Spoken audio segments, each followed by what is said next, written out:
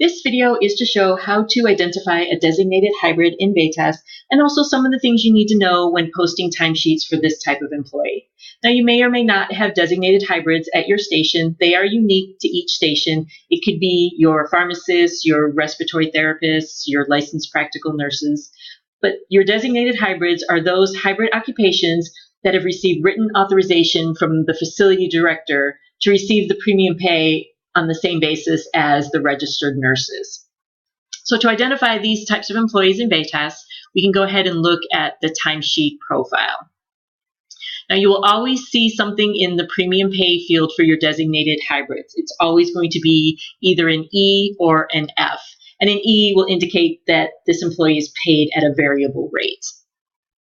Your user type is always going to be B for Title 38. Your user code is always going to show as hybrid, and your type of appointment is always going to be either a 5 or a 6. Now, you'll see when we scroll down here to the entitlement flags that the night differential flag is showing as false. But these employees have tour differential showing as true. So the same as your RNs, they are entitled to get paid night differential for the whole entire tour if 4 or more hours of continuous service fall between 6 p.m. and 6 a.m. And I'm going to show you what that looks like on the timesheet. And you'll also see that their Saturday flag is set to true, as well as their Sunday flag. And their weekend premium is paid for all paid hours in a continuous period of service, any part of which is on a Saturday or Sunday. And again, I'm going to show you that on the timesheet. So we're going to look at this employee's timesheet. I'm going to go ahead and select their timesheet, and I'm going to validate it so we can see all the errors and warnings that we have on the timesheet. So you notice that there's one that is talking about the tour differential on February 2nd. So we're going to go ahead and look and see what's posted on that day. So what this employee did was work from 7:30 in the morning until 4 p.m., their normal tour. And then they worked overtime from 4 p.m. to midnight. And this time actually also crossed into Saturday for a half an hour. So this overtime that's on here from 4 p.m. to midnight, that does contain 4 more hours between 6 p.m. and 6 a.m. So we need to go ahead and add the 8 hours of night differentials because it's for the whole entire time. And again, this is a continuous period of service. There is less than a 1 hour break in here. So this employee is also entitled to the night differential for the time that's from 7:30 a.m. to 4 p.m. as well. This is where the continuous periods of service fall into the tour differential. So as long as the time is continuous with a break of 1 hour or less, they will get the tour differential for the whole entire time. So I'm going to go ahead and validate this so you can see that that is going to clear those tour differential errors. Now we also have some errors that are talking about the weekend premium pay.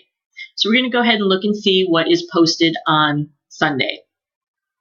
So this employee worked from 7:30 to 4, and then they worked from 4 to 8 p.m. Now you notice in this case they are only getting the 2 hours of night differential because there's not 4 or more hours that fall between 6 p.m. and 6 a.m. So therefore they do not get the night differential for the whole entire tour. However, this employee is entitled to Sunday premiums for this overtime because anytime that this employee works on a weekend, they are entitled to weekend premiums. And this includes comp time and any callback overtime as well. So in this scenario, the timekeeper is going to need to have that premium pay reverted back to pending, and they're going to have to resubmit it as OD for this employee to give this employee the Sunday premiums for the overtime as well. So this error will not be able to get cleared until this overtime is changed to the proper code for this employee. Now there's one other thing I want to show you for this employee. I'm going to go back to that last Friday and Saturday where the employee was working Friday going into Saturday. And again, that entitled them to the tour differential. Now this is also where continuous periods of service fall into play for your weekend premiums. So because this employee started at 7:30 in the morning, worked continuously into Saturday, even though it's just that half an hour that's going into Saturday, that means they are entitled to the weekend premium for the whole entire time. Now, the timekeeper did select the correct overtime code for this employee. They did select the OW, which is correct, because it started on Friday and went into Saturday. So the whole entire time is eligible for Saturday premium. But one other little step that the timekeeper is going to need to take on this timesheet is to change that RG to Saturday premium as well. And that's, again, because it is a continuous period of service that goes from into a Saturday. So it started on Friday morning, went all the way into Saturday. So that entitles this employee to the whole entire time to be paid a Saturday premium. And I'm going to go ahead and validate again, but as I said, this is not going to allow the timesheet to validate until we get these overtime codes fixed for this employee on this Sunday. Now I'm going to look at an intermittent designated hybrid, just so I can show you a couple other things on here.